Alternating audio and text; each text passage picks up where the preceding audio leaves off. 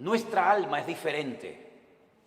A nuestra alma no se le puede dar cualquier tipo de comida, porque el alma también se enferma.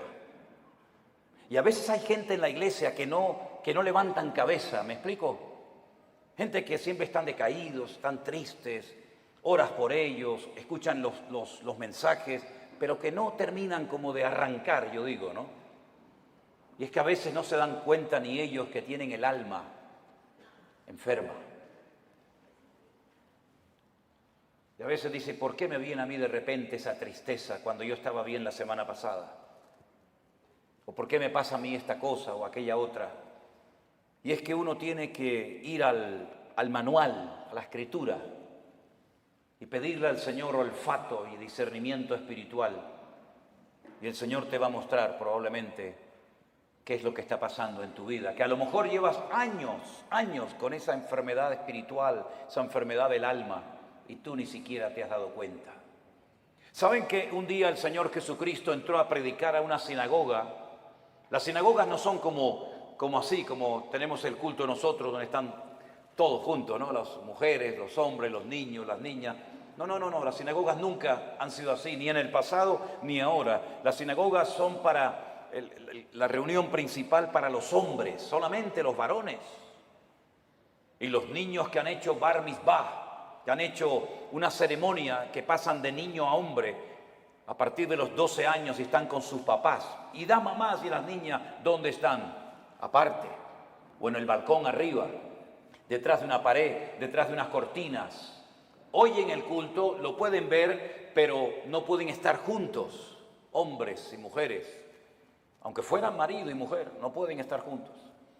Ellas pueden ver al que predica, ellas pueden ver hacia afuera, pero los que están hacia afuera no las pueden ver a ellas, porque están como detrás de unas cortinas, ¿verdad? Detrás de unas celosías y no las pueden ver.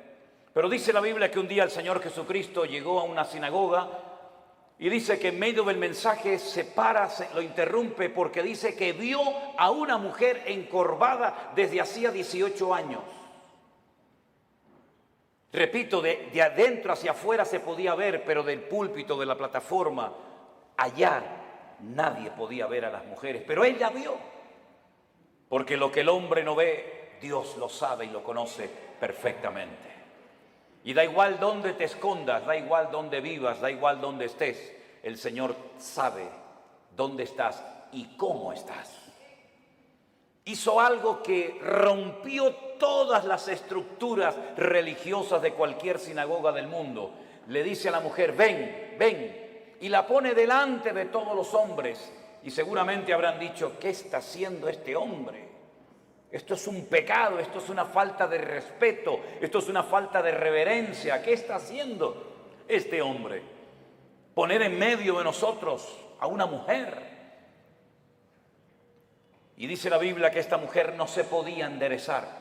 Estaba totalmente curvada su columna vertebral. Y dice que llevaba en esa condición lamentable 18 años de su vida. No se perdió un culto, no se perdió una reunión en 18 años, pero siempre estaba igual o peor. Y esa historia solamente está en el Evangelio de Lucas. Marcos no habló de ella, ni Mateo, ni Juan, pero Lucas sí. Y Lucas dice la Biblia que era médico.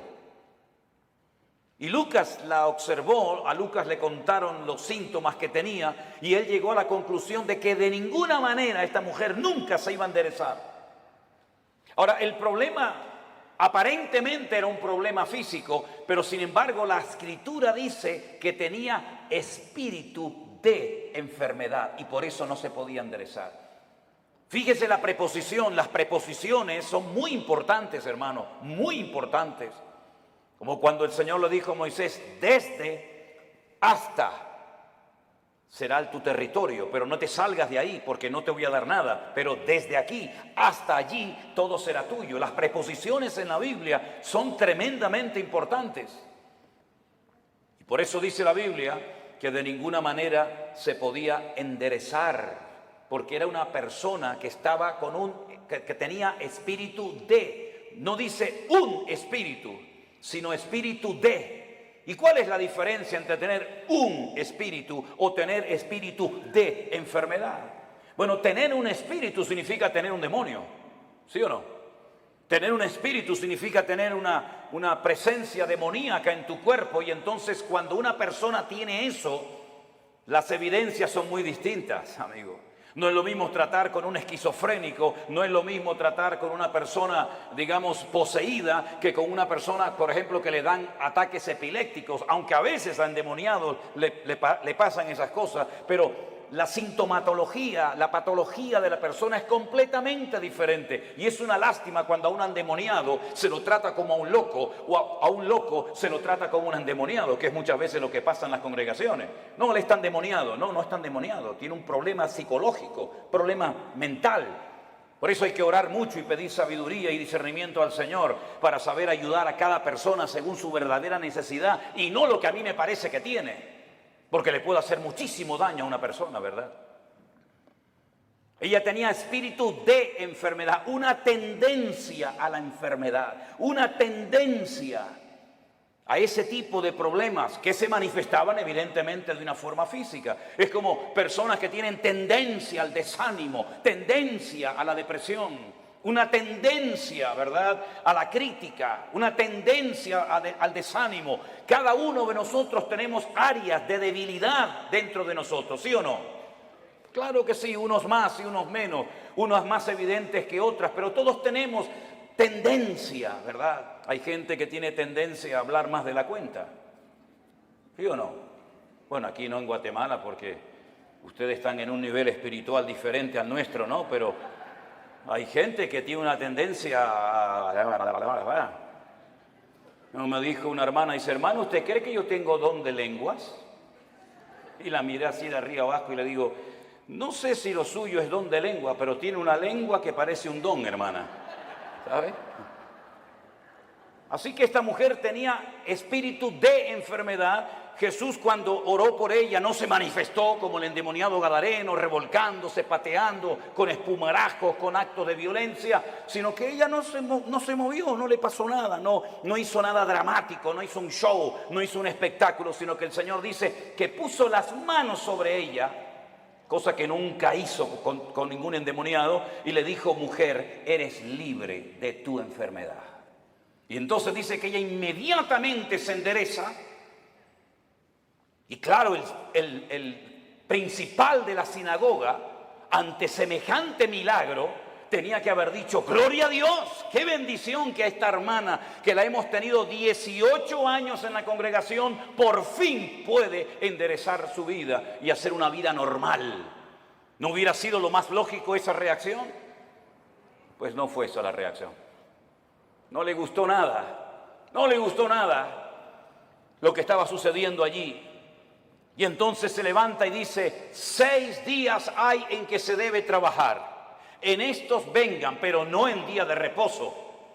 Vamos a ver, para entender esta palabra, hay que saber que durante la semana la sinagoga está cerrada prácticamente. El culto principal, para que me entiendan, es en el 7º día, en el día de Shabbat, el único día de la semana que según la Biblia tiene un nombre. Los nombres de la semana en la Biblia no son lunes, que es el culto a la luna, el martes al Marte, el miércoles a Mercurio, el jueves a Júpiter, el viernes a Venus, el sábado a Saturno y el Sunday o domingo al Sol. En la Biblia los nombres de la semana no tienen nombres, tienen números: día primero, día segundo, día tercero, día cuarto, día quinto, día sexto, Shabbat. El único día que tiene nombre es el 7º, porque el domingo es el primer día de la semana.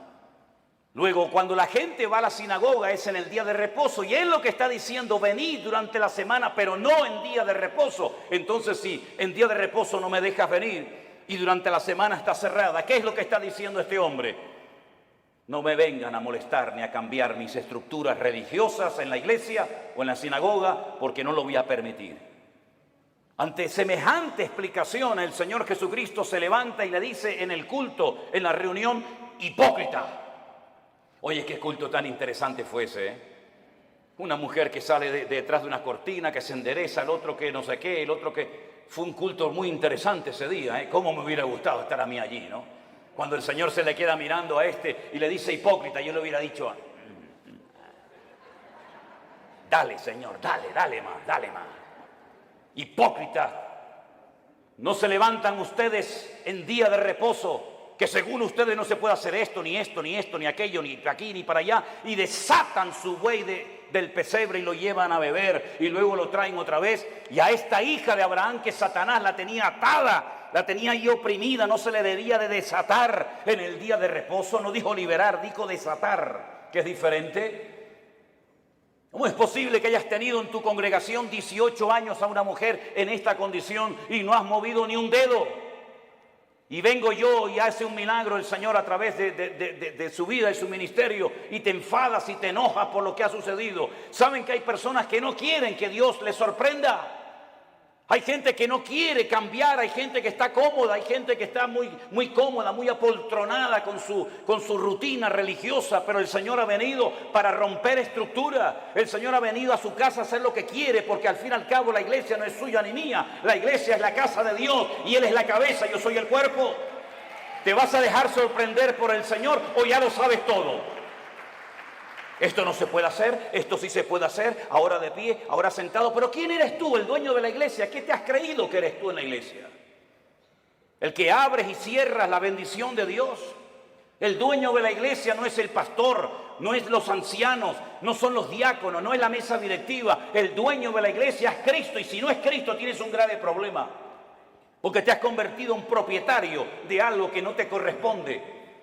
En vez de un administrador, en un siervo, que para lo que está es para servir y no para servirse de, como muchos hoy en día, que en vez de servir a la gente lo que hacen es que se sirven de la gente y todo gira en torno a ellos y se enfadan cuando no le dice a la gente: sí, pastor, sí, mi hermano, sí, el ungido, como si los demás no fueran ungidos igual que el pastor. ¿O usted no es ungido? ¿Usted no tiene el mismo espíritu que tengo yo en esta tarde? ¿Usted no lee la misma Biblia que yo? ¿Usted no va al mismo cielo que yo? Entonces, ¿por qué hacemos esas diferencias? No toque al ungido, no moleste al ungido. El ungido. ¿Y usted qué es?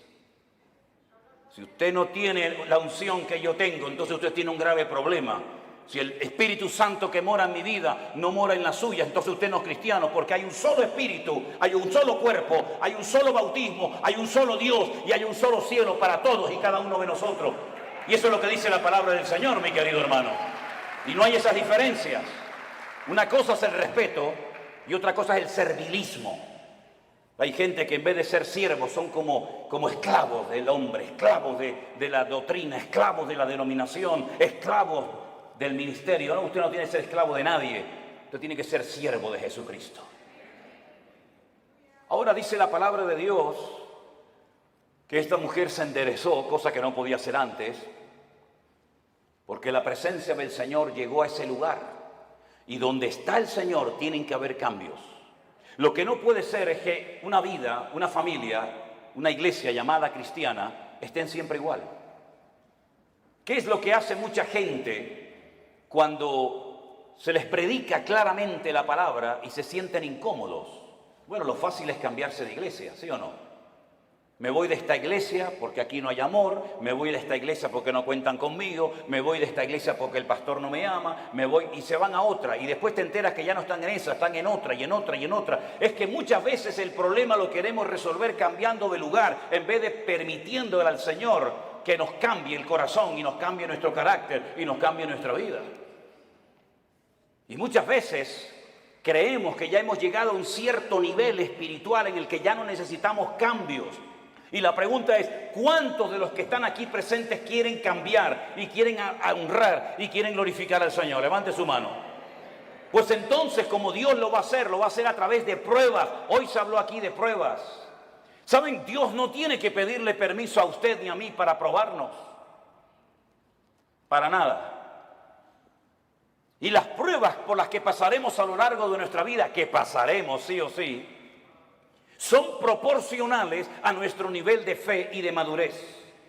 Lo cual quiere decir que Dios nunca jamás va a mandar una prueba a usted por equivocación, por error. Ay, esta prueba era para Juan y se la estoy mandando a Antonio. Esta prueba era para la hermana María y me equivoqué y se la mandé a la hermana Juana. No, para nada. Las pruebas están preparadas desde la eternidad para cada uno de nosotros. Y Él nunca nos va a mandar algo que no vamos a poder soportar y llevar. Y en el caso de que nos mandara algo que humanamente hablando decimos, yo no aguanto, yo no puedo con esto, no te preocupes, que el Señor te va a capacitar y te va a ayudar para que tú pases por la prueba con gozo y con la bendición de Dios.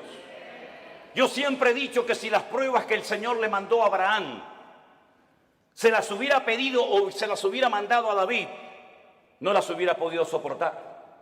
Porque como dije esta mañana, David ganó muchas batallas fuera del hogar, pero dentro perdió muchas. Sin embargo, cuando el Señor le pide a Abraham que sacrifique a su hijo, él no le dijo al Señor, ¿y por qué? Yo tengo dos, si quieres te sacrifico al primero, a Ismael. No, quiero que sacrifiques a tu único hijo, al que amas. Y le dice a Isaac. Abraham en aquel momento vivía en el sur de Israel, en una ciudad llamada Beersheba. La palabra Beer en hebreo es pozo, Sheba es 7. Beersheba, la ciudad de los 7 pozos.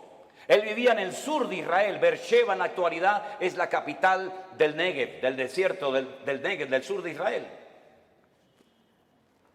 Y el Señor le habla y le dice, ve al monte Moriah a sacrificarme a tu hijo. El monte Moriah está en Jerusalén. Es el monte donde tiempo más tarde se construiría el templo de Salomón. Él viajó, dice la Biblia, 3 días desde el sur de Israel hasta el monte Moriah. Y cuando llegan cerca del monte Moriah y lo ve de lejos, llevaba a algunos criados y él les dice a sus siervos, esperen aquí que nosotros iremos allí, adoraremos y volveremos. Fíjese qué interesante la palabra de Abraham. Iremos, adoraremos y volveremos. ¿Cómo que volveremos si Dios te ha dicho que van 2 y vuelve 1?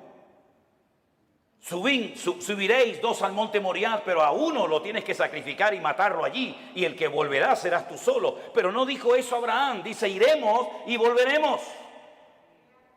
No fue hasta el ministerio del apóstol Pablo, cientos, miles de años después de este acontecimiento, de la aquedá, como se llama en hebreo, de la atadura, que inspirado por el Espíritu Santo, el autor de la carta a los hebreos y también Pablo, dijo que tenía este hombre tanta fe y tanta confianza en el Señor, que si sacrificaba a su hijo, el Señor se lo podía levantar de entre los muertos.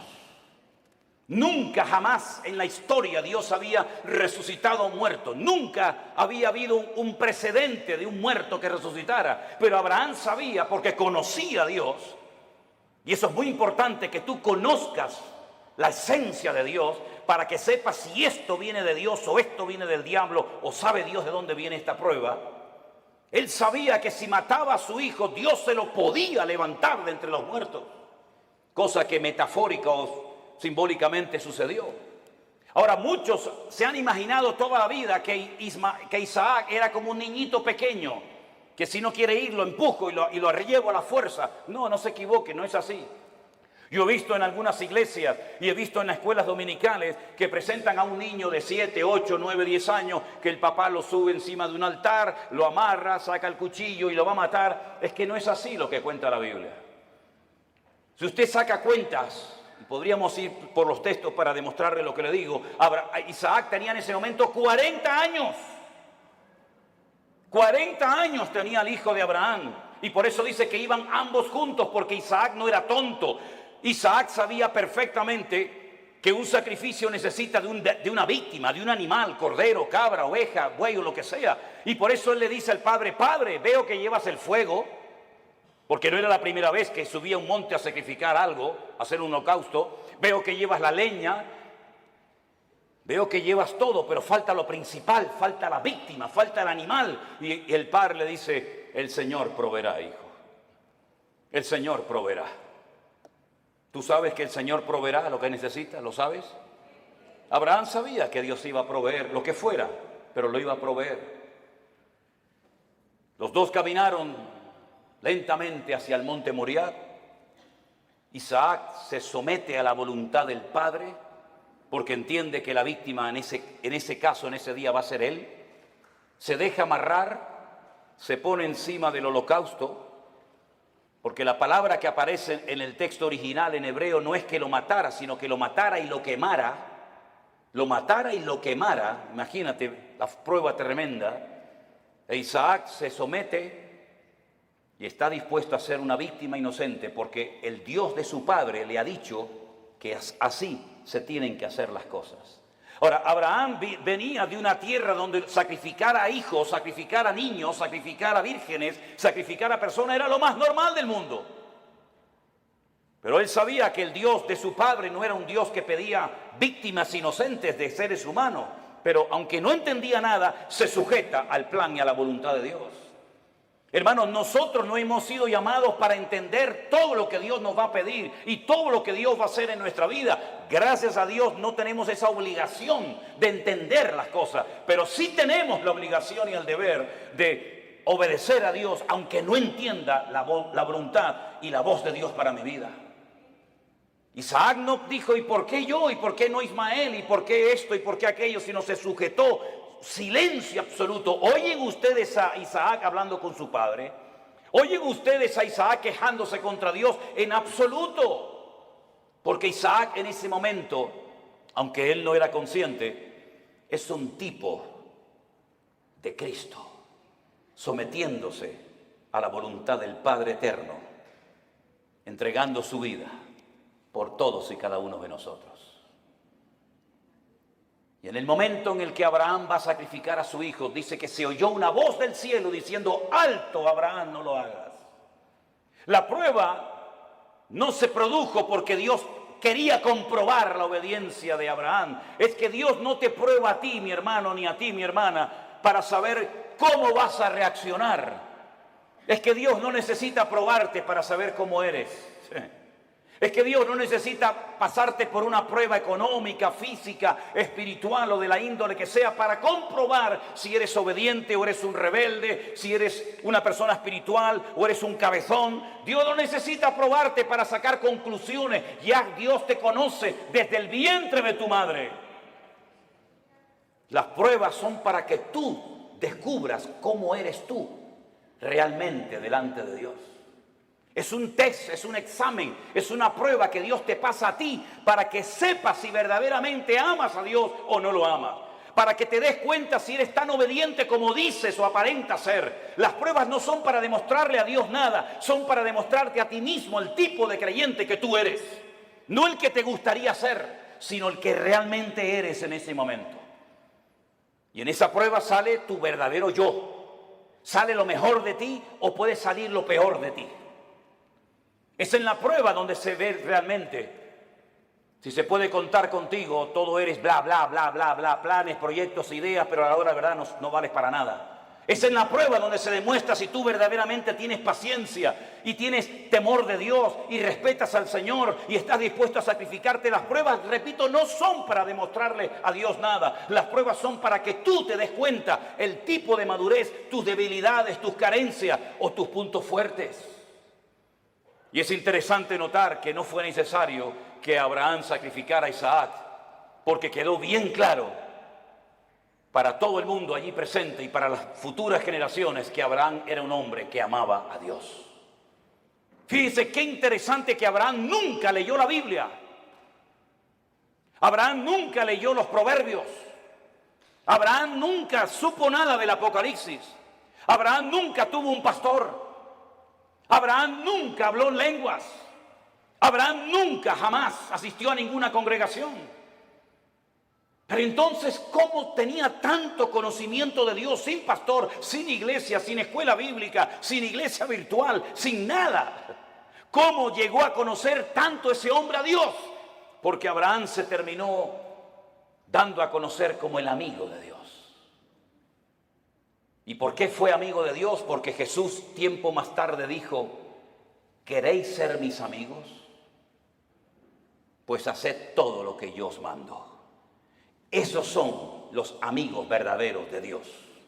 Aquellos hombres y mujeres que aunque no entienden lo que está pasando, ni cuánto va a durar la prueba, son capaces de someterse a la voluntad de Dios sin entenderlo todo, pero que conocen a Dios por la comunión y por la relación que tienen con Él. ¿Cuántos dicen amén?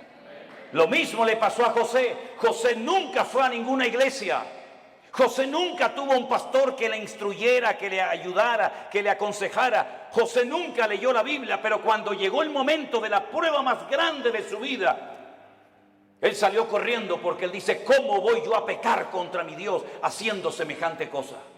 ¿Cómo él sabía si no estaban los 10 mandamientos escritos? No estaba ni una palabra, ni una coma, ni una tilde de la Biblia escrita. ¿Cómo él sabía que eso no le agradaba a su Dios? Porque el que conoce a Dios sabe lo que a Dios le agrada y lo que Dios abomina. ¿Por qué hay tanta gente en las iglesias hoy en día que están todo el santo día pidiendo confirmación? ¿Me puede el Señor confirmar si estoy llamado o no? ¿Me puede el Señor confirmar si tengo que ir allí o no? ¿Qué confirmación necesitas tú, mi hijo? Lea la Biblia, métase en la comunión con el Señor y no va a necesitar que nadie le ponga la mano encima para que le diga lo que usted tiene que hacer. Esa dependencia enfermiza de la oveja, del pastor, como si el pastor fuera su papá, como si el pastor le tiene que decir, vaya al baño ahora. No, ahora no vaya al baño, vaya para allá. No, eso no es así, hay que ya crecer, hay que madurar, hay que aprender a ser autodidactas, porque llegará el momento que no existirá iglesia virtual, que no nos dejarán predicar en YouTube, que no nos dejarán predicar en Facebook. Llegará un momento que nos arrancarán las Biblias, llegará un momento que nos perseguirán, y en ese momento todo lo que han aprendido, si es que han aprendido algo, es lo que te va a mantener firme contra los ataques que vendrán en el futuro, mi querido hermano. No dependa de mí, por el amor de Dios, no dependa de la iglesia, dependa del Dios Todopoderoso, aleluya. Y si no lo aprende, dudo que aguantes la prueba, porque la prueba solamente la aguantan los que aman a Dios. Yo he descubierto eso, hermanos. Las pruebas no las sacan con buena nota, con buena calificación los que han aprendido a cantar muy bien. Las pruebas no las aprueban aquellos que saben, digamos, predicar muy lindo. No, las pruebas las aprueban con muy buena nota los que en el fondo aman a Dios con toda su alma y con todo su corazón. Porque cuando una persona ama, hace cualquier locura. Cuando una persona ama, está dispuesta a poner a un hijo sobre un altar y degollarlo como si fuera una bestia. Cuando una persona ama, es capaz de oír de los labios de Cristo, vas a morir crucificado como yo. Y Pedro dice, tú sabes que yo te amo, Señor. Cuando una persona ama, está dispuesta a estar solo en una cárcel, sabiendo que no estoy solo, sino que Él está conmigo y puedo terminar mi carrera y guardar la fe. Y cuando uno ama a Dios de todo corazón, puede escribir una carta diciendo, en mi primera defensa ninguno estuvo a mi lado, todos me desampararon. Pero no lo habla desde la amargura, no lo habla desde el rencor o el resentimiento, sino que dice, no se preocupen, hermano, Demas me abandonó, Alejandro me causó muchos males, el otro se fue por aquí, el otro se fue por allá, me sacaron de la celda, me llevaron al juicio, nadie estuvo a mi lado, pero el Señor estuvo a mi lado y me dio fuerzas, aleluya, y me guardó de la boca del león. En el peor momento de su vida, cuando todos, Timoteo, Tito, Priscila, Aquila, Silas, el otro, tenían que estar con Pablo, ni uno apareció. Pero el Señor estuvo a mi lado y me libró de la boca del león y me seguirá librando. A Él la gloria y la honra y el imperio por los siglos de los siglos, dice Pablo. A ese nivel tenemos que llegar. A ese nivel de fe, a ese nivel de madurez, a ese nivel de esfuerzo y sacrificio es al que tenemos que llegar todos y cada uno de nosotros. Porque todos vamos a ser probados en mayor o en menor medida. Y dice la Biblia que los que son fieles y aman al Señor, Dios nos guardará de la hora de prueba que ha de venir sobre todas las naciones de la tierra. Hace años atrás la gente de Europa venía a América, cuando el continente europeo quedó totalmente arrasado por la Segunda Guerra Mundial. Alemania quedó destrozada completamente, Italia quedó destrozada, toda Europa plagada de muertos, edificios derrumbados, familias destruidas, 6 millones de judíos asesinados en los campos de exterminio nazi. No había esperanza, no había trabajo, no había comida, no había nada. La gente cogía barcos y se iban a Argentina, se iban a Cuba, se iban a Venezuela, como mis antepasados se fueron en barcos de vela a Cuba, Argentina, a Venezuela, porque eran países que ofrecían una esperanza a millones de personas que lo habían perdido todo, padre, madre, salud, casa, de todo. Pero ya eso pasó a la historia, mis queridos hermanos. Y más ahora que hemos conocido y hemos descubierto la perla de gran precio, que es nuestro Señor Jesucristo. Yo no necesito ir a los Estados Unidos para ser bendecido. Yo no necesito irme a países árabes o a Dubái, porque allá hay mucho trabajo. ¿Es que acaso el Dios de Guatemala o el Dios de Nicaragua o el Dios de Haití o el Dios de Cuba o el Dios de Japón es más pequeñito que el Dios de allá? ¿No ha dicho el Señor, yo estaré contigo todos los días hasta el fin del mundo? ¿No nos ha demostrado el Señor que eres el dueño de la plata y del oro? Que no es mi esfuerzo personal, sino es la misericordia y la grandeza de Dios lo que a mí me permite hoy comer, vivir, respirar y tener victoria en mi vida. Permítame decirles que este muchacho que estuvo a punto de ser sacrificado, imitando o intentando imitar el ejemplo de su padre, cuando hubo miseria y los animales no tenían pasto para comer y faltaba el agua en los pozos, él sintió en su corazón hacer lo mismo que hizo su padre, que ir a Egipto. Oye, cada vez que había hambre y miseria en Canaán, siempre había de todo en Egipto. Nunca faltaba el agua, nunca faltaba el pasto, siempre en Egipto había de todo. Y el Señor le dice a Isaac, no vayas a Egipto. Pero Señor, mi padre fue a Egipto. Claro que tu padre fue a Egipto. Y Egipto se le metió en su casa. ¿O no te acuerdas de tu hermanito Ismael, de quién nació? Y no te acuerdas de doña Agar, no te acuerdas que se fue de Egipto, pero Egipto se le metió en la casa. Tú no tienes que ir a Egipto para nada, tú te quedas aquí. Pero Señor, yo vivo en Beersheba, yo vivo en un desierto, no hay agua, no hay nada. Y el Señor le dice, siembra. ¿Pero dónde? Siembra ahí en la arena, siembra en la arena. Y después, ¿cómo riego la semilla? Escarba, busca, y empezó a escarbar, ¡pum!, le salió agua. Y vinieron los enemigos y dijeron, hay que taparle el pozo. Y le taparon el pozo. ¿Y ahora qué hago? ¿Me voy a Egipto? No, vete más allá. Siembra más allá y busca agua. Y encontraba agua en todos los lados. El agua estaba debajo, solamente había que buscarla. Y dice que ese año sembró y cosechó a 100 por 1 en el desierto sin agua. Y al final vinieron los enemigos, los que le echaban tierra y piedras a sus pozos, a hacer un pacto con él, a pedirle perdón y a decir, se nota que Dios está contigo. Eso es lo que el mundo necesita ver en nosotros los cristianos. Que nuestra dependencia no está del dólar, nuestra dependencia no está de los países del norte. Nosotros dependemos del Rey de Reyes y Señor de los señores. Y el Señor está contigo como poderoso gigante. ¡Alabado sea Dios! ¡Aleluya! ¿No dice el Señor que yo soy el Dios de la plata y del oro? Qué fácil es decirlo, ¿no? ¿Sí? Nosotros hemos vivido por fe 40 años de nuestra vida y hemos enseñado a nuestras hijas a vivir por fe. Y hemos vivido desde el minuto 1 que nos casamos y desde el minuto 1 que salí de la escuela bíblica he vivido por fe. No he dependido de nada ni de nadie, sino solamente del Señor. Ha habido momentos de abundancia, ha habido momentos de escasez, pero el Señor nunca nos ha fallado, jamás, jamás. Hemos dormido en grandes hoteles, hemos dormido en carreteras, hemos dormido en selvas, hemos dormido en gasolineras, hemos dormido en la calle, hemos dormido en casas abandonadas, hemos dormido en montones de lugares, pero no le da igual, porque lo importante no es lo que uno tiene, lo importante es lo que uno es en Cristo Jesús. Y ese nivel de fe es la que necesitamos hoy en día los cristianos del siglo XXI. Yo decía esta mañana, y se lo recuerdo, que a veces el mundo se ha metido de tal manera en nuestras vidas que parece que si no tenemos el último zapato, la última camisa, el último teléfono, la última computadora, como que nos entra la depresión. Y yo pregunto, ¿qué tenía Pablo? ¿Qué tenía Pedro? ¿Qué tenía Santiago? ¿Qué tenían nuestros hermanos en la Segunda Guerra Mundial? No tenían nada, pero cuanto menos tienes es cuanto más el Señor está contigo.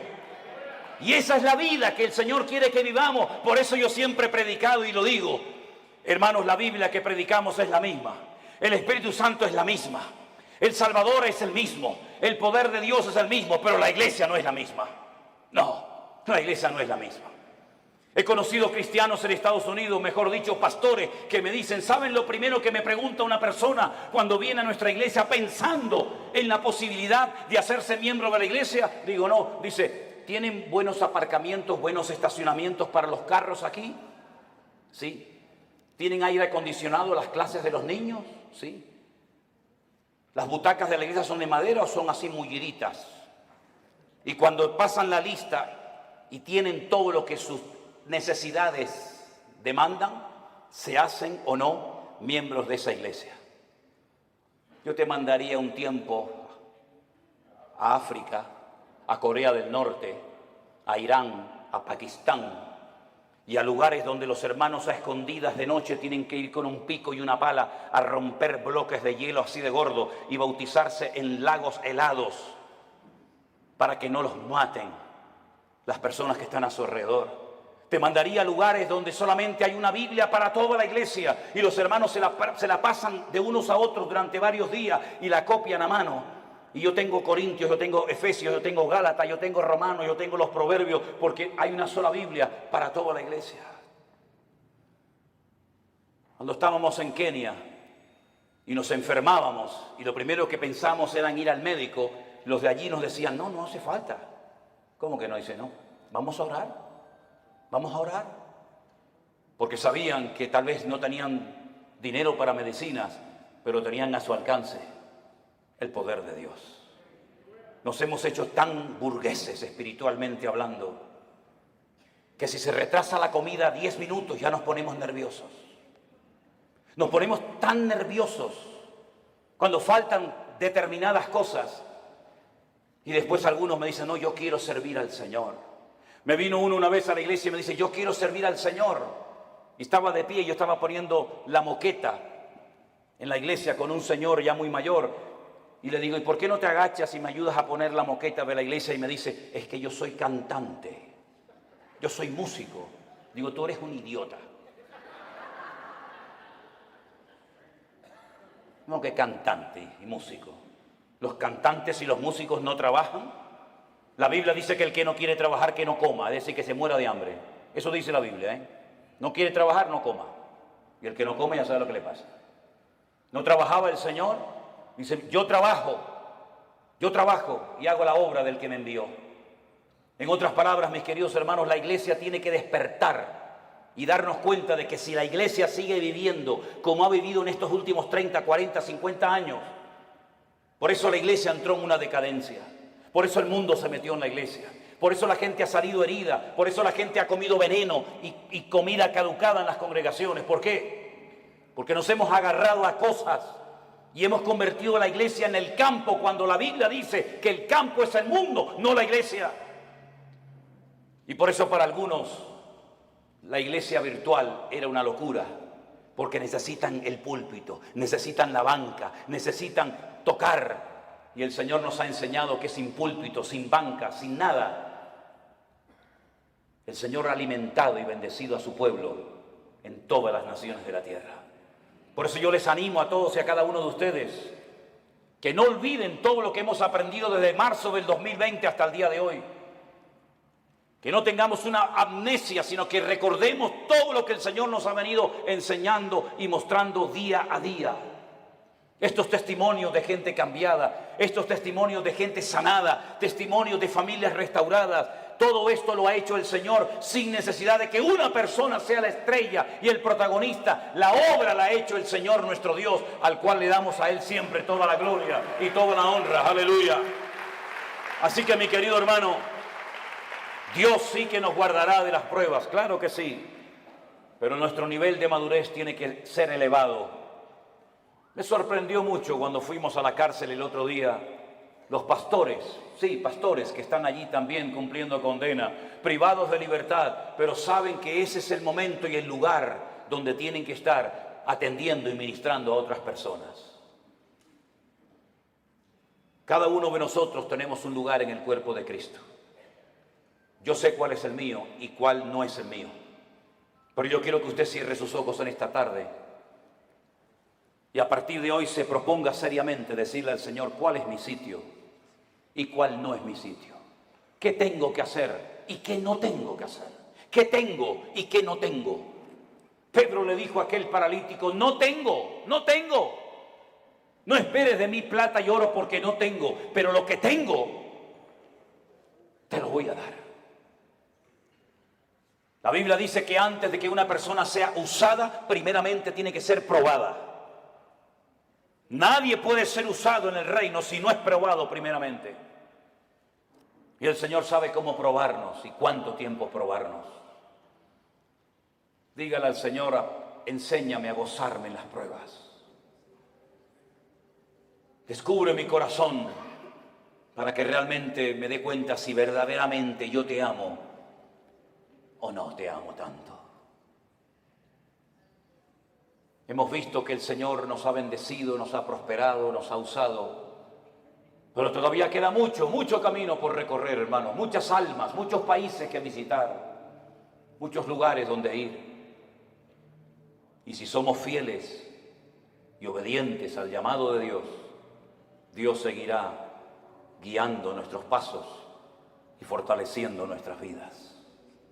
Señor, te damos gracias en esta tarde por este día de victoria, de bendición que hemos pasado juntos, Señor. Gracias por los hermanos que se han bautizado. Gracias por los testimonios que hemos oído. Gracias por el tiempo que hemos podido pasar juntos en armonía. Pero sabemos que estos solamente son unos pocos días, que la vida realmente está allá afuera esperándonos. Yo te ruego, Señor, Dios del cielo y de la tierra, que traigas madurez a nuestros corazones y a nuestras vidas. Que estemos dispuestos a ser probados y a gozarnos en las pruebas. Bendito sea tu nombre, Señor. Busque a alguien en este momento y ore con él junto, por favor. Busque a alguien, sea esposo, sea su marido, sus hijos, un hermano.